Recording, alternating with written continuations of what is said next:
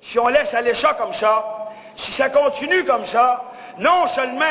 on va venir au monde si la finance, à l'école si la finance, se faire instruire si la finance, se marier si la finance, s'acheter une maison si la finance, mais vous rencontrerez des entrepreneurs de pompes funèbres qui vous verront à l'heure où vous serez prêt de mourir et qui diront, mon vieux, meurs tout de suite puis paye plus tard. Plus on s'endette, et nous autres, dans notre foyer, dans nos foyers à nous autres, eh bien, qu'est-ce qui arrive quand on s'endette de jour en jour?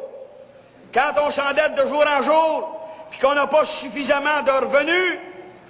on s'en va en faillite, ou bien c'est à la loi Lacombe. Or, le gouvernement, lui, il ne peut pas aller chez la loi Lacombe, parce que la loi Lacombe, c'est lui qui a fait. Mais la faillite, il y va comme les autres, par exemple. Et c'est là qu'on s'en va actuellement. Or, mesdames, messieurs, nous ne pouvons nous permettre de laisser aller plus loin cet état de choses, parce que nous autres qui payons ces taxes, nous autres qui devons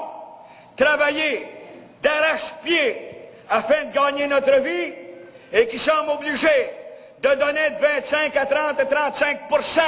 de notre revenu en impôts directs ou en taxes de toutes sortes, eh bien, mesdames, messieurs,